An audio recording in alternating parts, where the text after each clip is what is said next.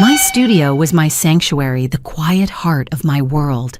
Then the intercom buzzed and a family visit turned into an invasion threatening everything I had built. The smell of linseed oil and fresh coffee is my version of heaven. My studio, the second bedroom of our apartment, was my sanctuary.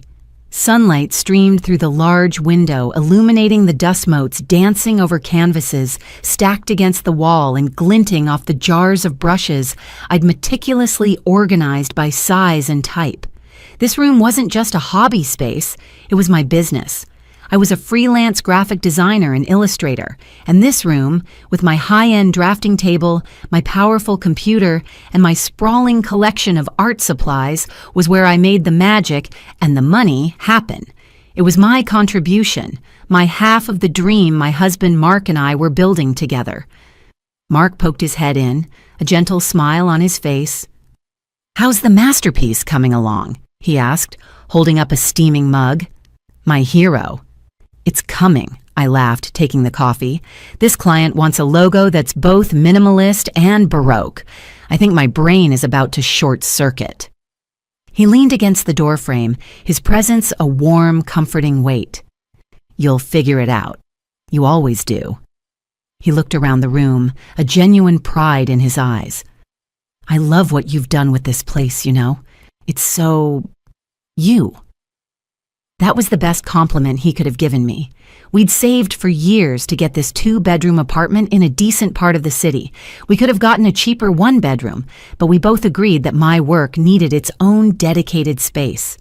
He'd spent 2 straight weekends helping me assemble the flat-pack furniture, paint the walls a calming seafoam green, and install the custom shelving. This room was a monument to our partnership. We were just discussing what to have for dinner when the intercom buzzed, a harsh, unwelcome sound that shattered the peaceful afternoon. We weren't expecting anyone. Mark went to answer it, and I heard the tinny, unmistakable voice of his mother, Brenda, crackle through the speaker. "Mark, honey, just thought I'd pop by. Let me up." I felt an involuntary tightening in my stomach. Brenda didn't pop by. Her visits were tactical operations, usually preceding a request or a barrage of thinly veiled criticisms. Mark shot me a look that was equal parts apology and resignation before buzzing her in. I quickly saved my work and started tidying up my desk, a nervous habit. 5 minutes later, she swept into the apartment, a whirlwind of floral perfume and judgmental eyes. "Mark, darling," she exclaimed, planting a kiss on his cheek while barely glancing at me. "Hello, Sarah." "Hi, Brenda. It's nice to see you," I said, forcing a smile. "Is it?" she replied, her eyes already scanning our living room. "You've moved the couch. It makes the room look smaller. And all these... plants. It's like a jungle." Mark just sighed softly. "Mom, we like it this way. Can I get you some water? Tea?" No, I just wanted to see my son, and your little place." Her gaze was like a laser, cataloging every perceived flaw. She walked through the apartment, running a finger along a bookshelf, peering into the kitchen. It was an inspection, not a visit. Then her eyes landed on the closed door to my studio. "And what's in here?" she asked, her hand already on the doorknob before I could say anything. She pushed it open and stepped inside, her forward momentum finally halting as she took in the room. I held my breath, waiting for the inevitable comment about the mess or the smell of chemicals. But she was quiet for a long moment. She walked around my drafting table, her heels clicking on the hardwood floor. She peered at the designs on my monitor, her lips pursed. Mark and I stood in the doorway watching her. Finally, she turned to Mark, a strange, calculating look on her face. A slow, insincere smile spread across her lips.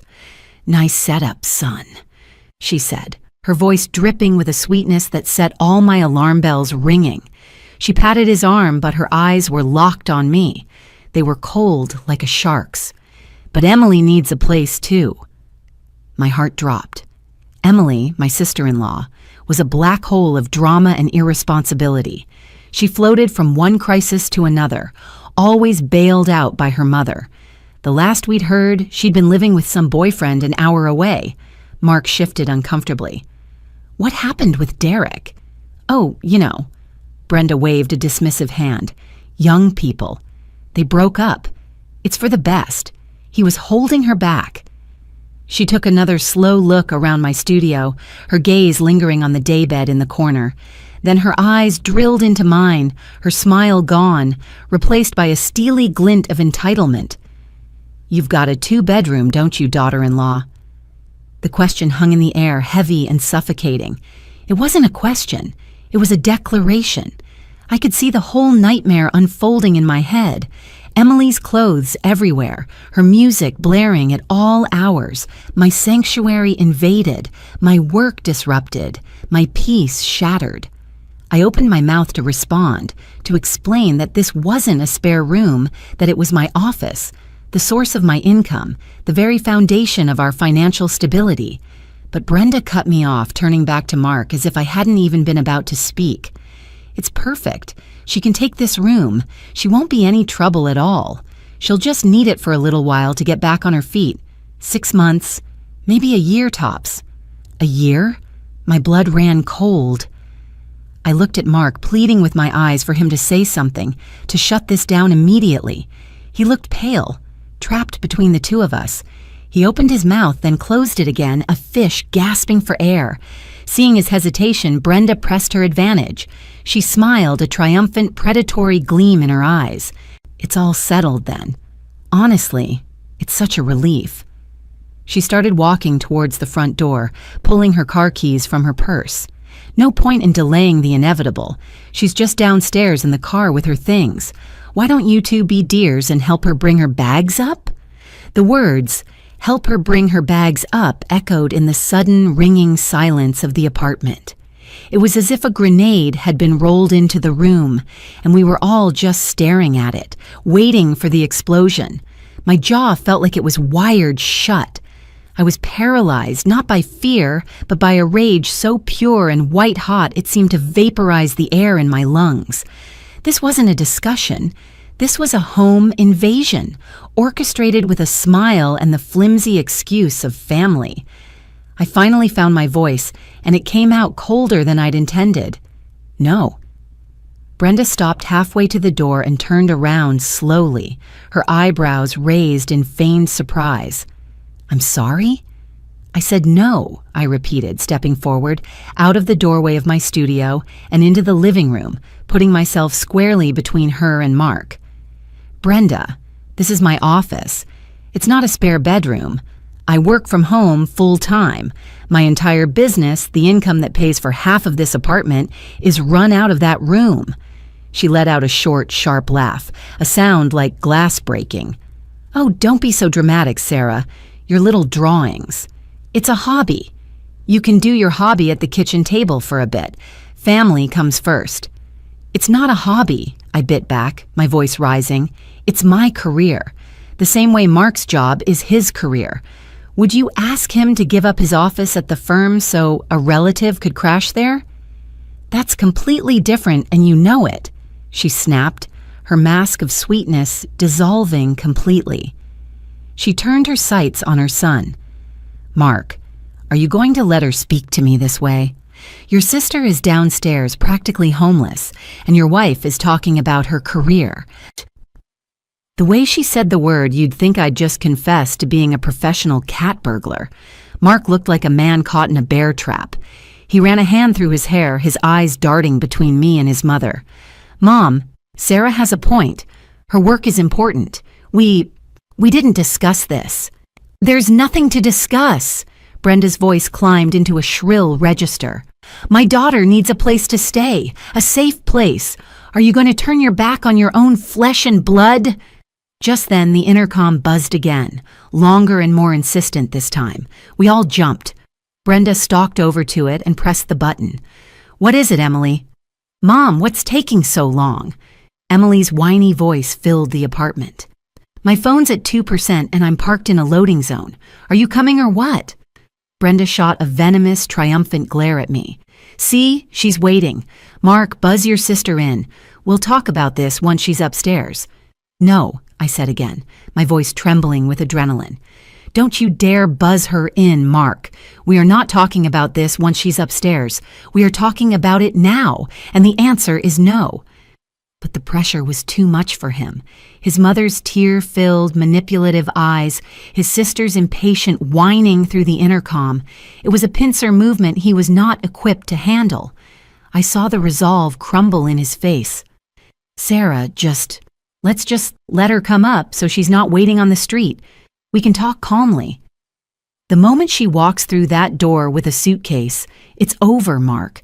It's not a discussion anymore. It's a fact. And you know it. My heart was pounding, a frantic drumbeat of betrayal. He wouldn't meet my eyes. He pressed the button.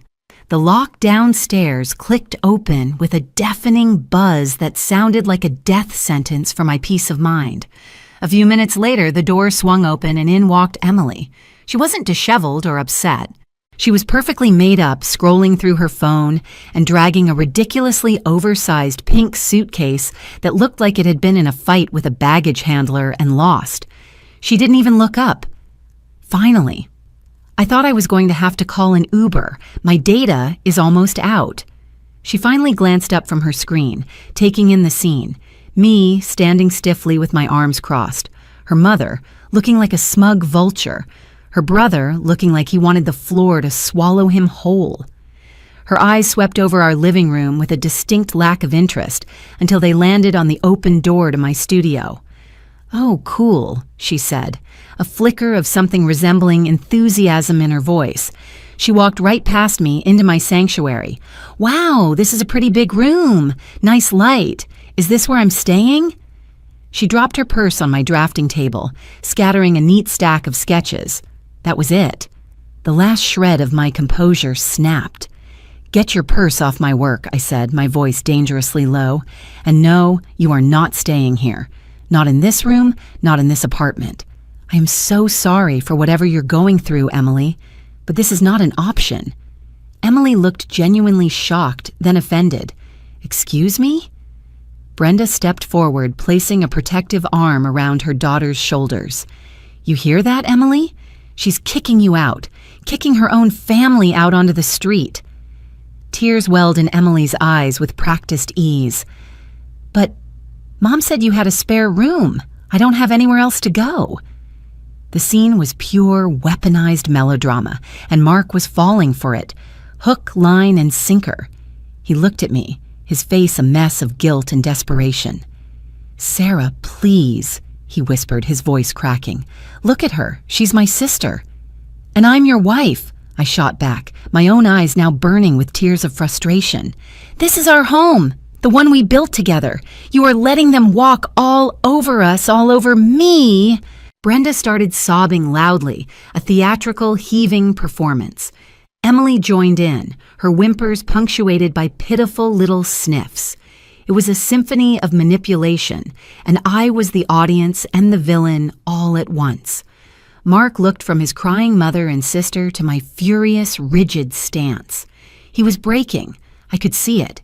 He was looking for the easiest way out, the path that would stop the noise, and that path didn't involve standing with me. He took a deep breath and turned to me, his eyes pleading. "Honey, look, just for tonight, okay? It's getting late. We can't just throw her out on the sidewalk right now. She can take the daybed in the office, just for tonight. And tomorrow, I promise, we'll figure it out. Just for tonight." The 4 most dangerous words in the English language. They weren't a solution, they were a surrender. I looked at Mark, at his pleading eyes, and I saw the entire future of this conflict laid out before me like a roadmap to hell. Tonight would bleed into tomorrow, then into the weekend. Figuring it out would become a vague, distant promise he'd never have the spine to enforce. Emily's single pink suitcase would multiply like a fungus, and my office would cease to be mine. He wasn't asking for a compromise. He was asking me to cede the first, most critical inch of territory, knowing full well they would take a mile. The tears from Brenda and Emily had subsided to strategic sniffling the moment Mark offered up his placating proposal. They were watching me, waiting. They knew he was the weak link, and they had just broken him. My fury, which had been a roaring fire, cooled into something hard and sharp. Fine. He wanted to see what just for tonight looked like? I would show him. Without saying a word, I turned on my heel and walked into my studio. I could feel their collective gaze on my back. Emily was still standing there, a smirk just beginning to form on her lips, her purse still sitting mockingly on my sketches. I walked over to my desk, picked up her purse between my thumb and forefinger as if it were a piece of contaminated garbage, and dropped it into her hands. Then I began to work. I didn't storm or slam. I moved with a chilling, deliberate calm. I went to my computer and initiated a full system backup to my external hard drive. The progress bar was a slow, agonizing crawl. While it worked, I started unplugging things: the expensive monitor, the high-fidelity speakers, the drawing tablet that had cost me a month's salary. I coiled each cable with meticulous precision, labeling them with masking tape and a Sharpie. Mark stood in the doorway, his mouth slightly agape. "Sarah, what are you doing?" "You said she could use the room for the night," I said, not looking at him. My voice was flat, devoid of emotion. "I'm making sure none of my expensive, essential work equipment gets damaged by our guest." Brenda scoffed from the living room. "Oh, for heaven's sake, she's not going to break your little toys." I continued my work, unplugging the powerful tower of my PC. It was heavy, and I grunted as I carefully lowered it to the floor. Mark rushed forward to help. "Here, let me get that." I pulled away. "I've got it." I didn't want his help. His help felt like a betrayal. I carried the computer tower, my financial lifeline, out of the studio and into our bedroom, placing it carefully by my side of the bed. Then I went back for the monitor, then the peripherals. Back and forth I went, a silent, grim-faced procession, dismantling my entire professional life piece by piece. Emily watched me, her arms crossed, an expression of sullen entitlement on her face. Brenda had sat down on our sofa as if she owned the place, directing Mark to get her a glass of water. The last things to go were my art supplies. I packed my expensive brushes into their rolls. I boxed up my collection of imported inks. I gathered my portfolios and stacked them neatly in our bedroom closet. By the time I was finished, the studio looked sterile and sad. The drafting table was bare. The shelves were empty. The only things left were the furniture and the daybed. It was just a room now, a box, lifeless. It had taken me a year to infuse it with my personality and my passion, and it took me less than an hour to gut it. I finally straightened up, my back aching, and looked at the three of them. Brenda was sipping her water. Emily was tapping away on her phone again, already looking bored. Mark was hovering uselessly in the hall, his face a portrait of misery. "There," I said, my voice echoing slightly in the now empty room. "It's all yours, for the night." I walked past them into our bedroom and shut the door. I didn't slam it. I closed it with a soft, final click, a sound that said, "You are on the other side of this line." I didn't cry. I was too far beyond that. I sat on the edge of our bed, surrounded by the disassembled components of my career, and I felt a strange sense of clarity. Mark had made his choice. He had chosen to appease his mother and sister over protecting his wife and their shared life. He thought he was being kind, avoiding a fight. He didn't understand that he had just started a war. Hours later, Mark creaked the door open. I was still sitting there in the dark. "Sarah?" he whispered. "Are you okay?" "I'm fine," I said. He came in and sat beside me, the mattress dipping with his weight. He tried to take my hand, but I pulled it away. "Look, I'm sorry," he said, his voice thick with an exhaustion that didn't earn my sympathy. "It just all happened so fast. Mom can be a lot. I didn't know what else to do." "You could have said no," I replied, my voice still empty. "You could have backed me up. You could have been my husband. It's just for a little while," he insisted, repeating the lie he so desperately wanted to believe. "I'll talk to them tomorrow. I'll set some ground rules." I just stared into the darkness.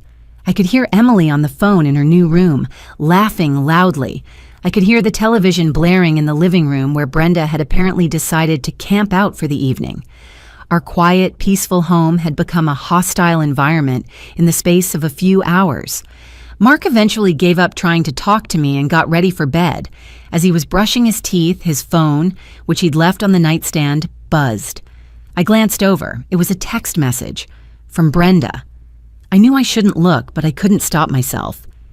My blood turned to ice as I read the words on the screen. Don't worry about Sarah's little tantrum, sweetie. She'll get over it. We'll talk about getting Emily's name on the lease in the morning. Getting Emily's name on the lease. The words burned themselves onto my retinas. This wasn't a temporary refuge. It was a coup. Brenda wasn't just trying to secure a room for her daughter. She was trying to secure her legal right to be in my home. They wanted to make Emily a permanent fixture, an immovable object, giving them an anchor point from which to launch their relentless campaign of encroachment. The sheer, calculated audacity of it stole my breath. My quiet fury began to boil again, but this time it was different. It was cold, patient, and razor-sharp. The game had changed. My goal was no longer to reclaim a room. It was to reclaim my life. Mark came back from the bathroom, oblivious. He slid into bed and let out a heavy sigh, the sound of a man who thought the worst was over. She's finally off the phone, he mumbled, trying for a semblance of normalcy. Maybe we can get some sleep. I didn't respond. I lay there, rigid, staring at the ceiling, the glow from his mother's text message still a phantom imprint in my vision. Sleep was a laughable impossibility. My mind was racing, gears grinding, formulating a plan. They thought I was having a little tantrum. They thought I would get over it. They had profoundly underestimated me. They had mistaken my shock and hurt for weakness. That was a mistake they were going to regret. The next morning, I was up before the sun. I moved silently, a ghost in my own home. I showered and dressed in my most professional, business casual attire, a crisp blouse, tailored trousers, and low heels. I did my hair and makeup with meticulous care. I was putting on my armor. When I emerged from the bedroom, I found Brenda asleep on the couch, a cheap throw blanket pulled up to her chin, snoring softly. The living room was a mess of snack wrappers and a half-empty wine glass. In the kitchen, a pile of dirty dishes from Emily's late-night foraging expedition sat in the sink. The entitlement was breathtaking. They hadn't just moved in, they'd started polluting the environment. I made myself a cup of coffee, ignoring the mess, and sat down at the kitchen table. I took out my laptop, my personal one, not my work machine, and began to type. I drafted emails. I researched tenants' rights, cohabitation agreements, and eviction laws in our state. Knowledge was power, and I was arming myself to the teeth. Mark stumbled out of the bedroom an hour later, his hair a mess, his face etched with worry. "You're up early," he said, his voice husky. "I have a lot to do today," I replied, my tone bright and clipped, utterly devoid of the previous night's emotion. I took a calm sip of my coffee. He looked relieved by my apparent change in mood. Good. That's good. He started to say something else, probably another empty promise about talking to them. But just then, Emily's door creaked open. She emerged wearing one of my favorite oversized t-shirts that I used as a pajama top. It was stretched out at the neck, and there was a small, dark smudge on the front that looked suspiciously like chocolate. "Morning," she mumbled, scratching her stomach. "Is there any coffee?" "I made some. It's in the pot," I said, my smile not reaching my eyes. "Help yourself. You'll find mugs in the second cupboard to the left of the sink." She grunted and shuffled over, grabbing a mug and filling it. Brenda began to stir on the couch, awakened by the noise. The invasion was now fully awake and operational. "Well, this is cozy, isn't it?" Brenda said, stretching dramatically. "What a lovely morning. Mark, honey, be a dear and run down to that little bakery on the corner.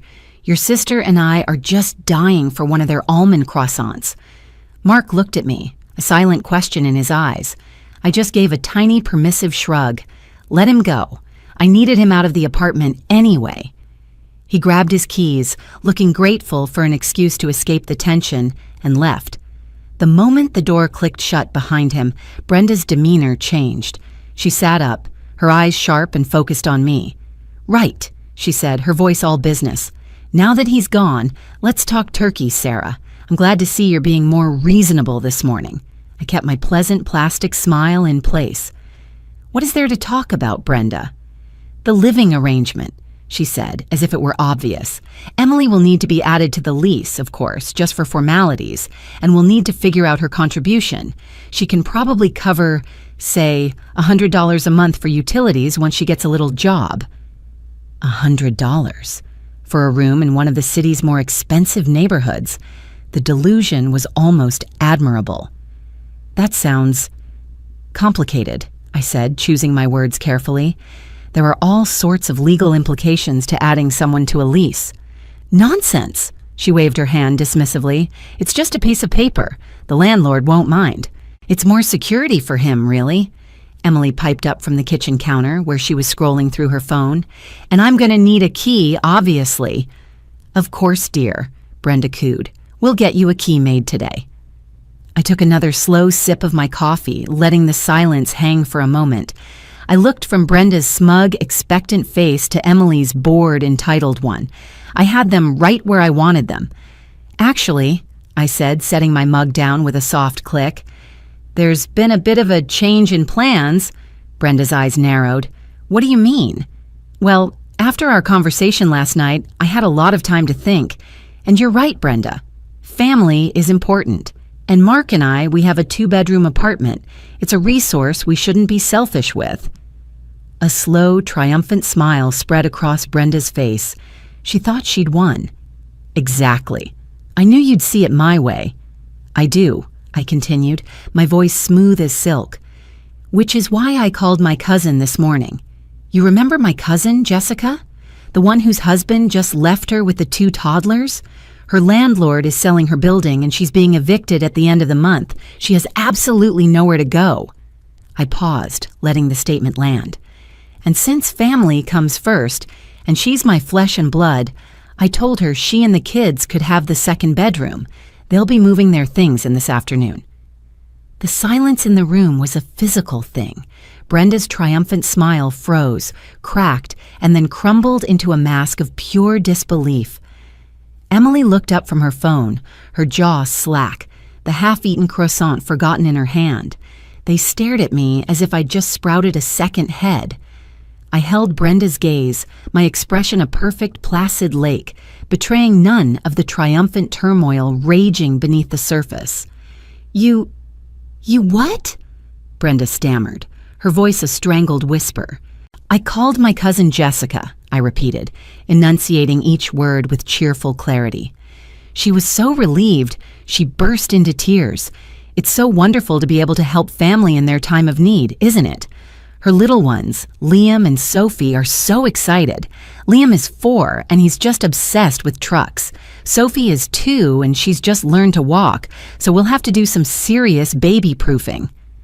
I let my eyes drift meaningfully towards the expensive vase on the end table. Emily found her voice first. 2 toddlers? In here? You're kidding, right?" she whined. "They'll be screaming all the time. There will be toys everywhere." "Well, of course," I said with a sympathetic little frown. "But what can you do? They're family, and they have nowhere else to go. Unlike you, Emily." I turned my full attention to her, my voice losing its sugary sweetness and gaining a quiet, steely edge. "You have a choice. You have a mother who is clearly willing and able to support you. You could find a small studio apartment. You could get a roommate. You could get a job. My cousin and her children don't have those options right now. They are facing actual homelessness. So you see, in the hierarchy of family need, they just rank a little higher." Brenda shot to her feet, her face flushed a blotchy, furious red. "This is ridiculous. This is a trick. You can't do this. Mark would never agree to this."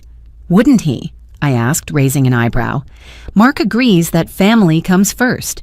You established that principle very clearly last night. This is my family, my flesh and blood, and I've already promised them the room." I leaned forward, my voice dropping. "And unlike your verbal ambush, I have it in writing. I sent Jessica a formal offer via email this morning, which she has already accepted. Legally speaking, she has a tenancy at will agreement with me. As a primary leaseholder, I have that right. I checked. The color drained from Brenda's face. She was a bully, and bullies only understand one thing: a bigger bully.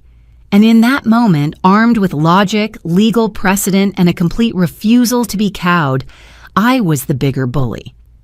Just then, the door opened and Mark walked in, carrying a paper bag from the bakery. He stopped short, sensing the thick, poisonous atmosphere. "What's going on?" he asked, his eyes darting between us. Brenda rounded on him. "Your wife has lost her mind. She's trying to move her cousin and two screaming brats into Emily's room." Mark looked at me, utterly bewildered. "Jessica, what?" I stood up and walked over to him, taking the bag of pastries from his hand and placing it on the counter. I put my hands on his arms and looked him directly in the eye. "Last night," I said, my voice low and firm so only he could hear, "you asked me to make a sacrifice for your family. You asked me to give up my office, my income, and my peace of mind without any discussion. You allowed your mother to dictate the terms of our life in our home. You made a choice. Now I'm making one. I am choosing to help my family, who are in a genuine crisis. Unless you think your sister's breakup is more important than my cousin being evicted with 2 toddlers, then Jessica is moving in this afternoon." He stared at me, and for the first time, I think he truly saw the consequences of his spinelessness. He saw the corner he had backed me into and the only path I had out. He saw the woman he married, not the doormat he had treated me as. He looked over at his mother and sister, at their selfish, demanding faces, and then back at me, at the cold, unyielding resolve in my eyes. The calculation was happening behind his eyes. He could side with them and escalate this into a war that would destroy our marriage, or he could finally, for once, stand with me. "My God, Sarah," he whispered, his voice filled with a dawning horror, and beneath it, a sliver of awe. "You're right." He turned to his mother. "Mom, Emily, I think you need to leave." The explosion was immediate and spectacular. Brenda shrieked. Emily started to cry, real angry tears this time. Accusations flew.